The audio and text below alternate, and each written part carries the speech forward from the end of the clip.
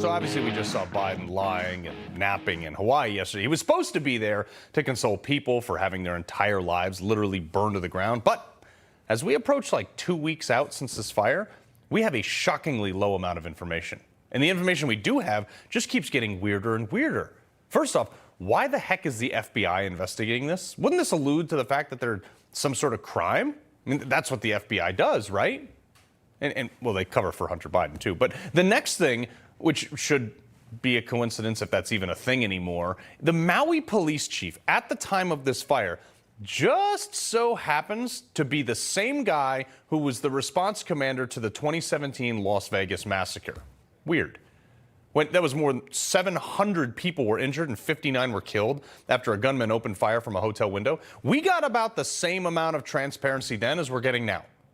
Also, this may have something to do with the FBI being involved if nothing was done wrong. I mean, look at this. Why did the Maui emergency management chief resign after he defended his actions? He says it was for health reasons, but whatever. But you usually only resign if you did something wrong, right? Now, keep an eye on this guy, folks. Another issue, the water. Where was it? Why would the Department of Land and Natural Resources even hesitate from diverting water? Which leads us to this character, Kaleo Manuel, the deputy director of the Hawaii Commission on Water Resource Management, whatever that is, who he was asked to release the water to fight the inferno. He was allegedly consulting with farmers about the move. And by the time the water was, cleared to be used, it was too late. This is an island. Just pump it out of the ocean. What are Manuel's qualifications in water usage? Well, obviously, he has a bachelor's degree in Hawaiian studies and a master's in urban and regional planning and a graduate certificate in historical preservation, none of which he preserved. Hey, see what happens when you promote academics to very serious roles? Oh, he was also one of the 200 inaugural Obama leaders representing the Asian Pacific region with the Obama Foundation, whatever they do. We also can't forget to mention, he's a lifelong advocate of water equity. We all need water to live. So really my motto is always like, let water connect us and not divide us. Like we can share it, but it requires true conversations about equity, like water equity. It's not something that's talked about a lot, but understanding how do we, in this island space that we occupy, in this short period of time we're here. Nobody talks about it because it's not a thing. What the heck is water equity? They use these buzzwords like equity and let water unite us rather than divide us. And what do you get from all that DEI speech? You get people who let their own island burn to the ground out of pure incompetence. Why did they need to call farmers before allocating water to put out a fire? If it was me, I would just stick a fire hose in the ocean and pump it right out of there. This is like seeing somebody after a car accident and you cutting their hair instead of stopping the bleeding on a major wound. Now, I'm not insinuating some weird conspiracy theory here. This is just nothing adds up. I'm simply asking why there are so many consecutive failures. I mean, government is really bad at most things, but even I wonder how it's possible that they were this bad at this many things all at one time. I just want answers for a few questions. First of all, we still do not know how this fire started.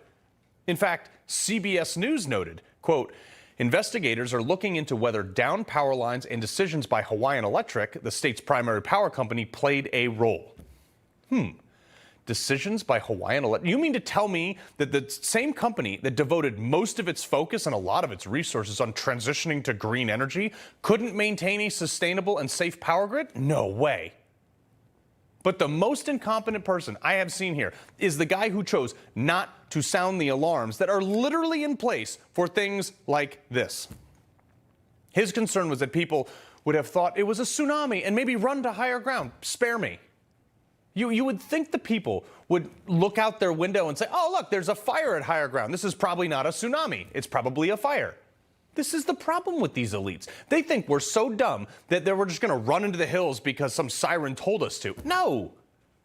Did anybody also in government bother to watch their own safety video? This is a test of the live audio broadcast segment of the Hawaii statewide alert and warning system. First working day of the month, we conduct a statewide outdoor warning siren test. We also use sirens for hurricanes, brush fires, flooding, lava, hazmat conditions, or even a terrorist event. Hurricane, fires, hazmat event. Well, Guy, you made the wrong call. Yes, he resigned, but when will he be charged? I mean, people died. If you recall back a few years ago, January of 2018, when a false alarm from the Hawaii Emergency Management Agency sent the state into a panic, fearing that a ballistic missile attack was actually imminent. Well, the worker who sounded the alarm, by the way, actually believed there was an emergency. Despite having the right intentions, he was fired for the false alarm. Fired, not resigned. So who will be fired for not sounding the alarm, leading people to die? And on that note, we still don't have answers about the death toll.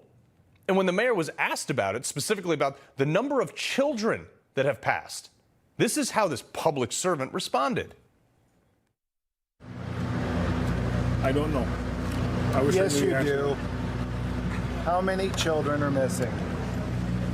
You If I know. knew the answer to that, I would be happy to answer that. You have no estimate as to how many children are missing? I guess we Nothing? can end this right now if you guys want.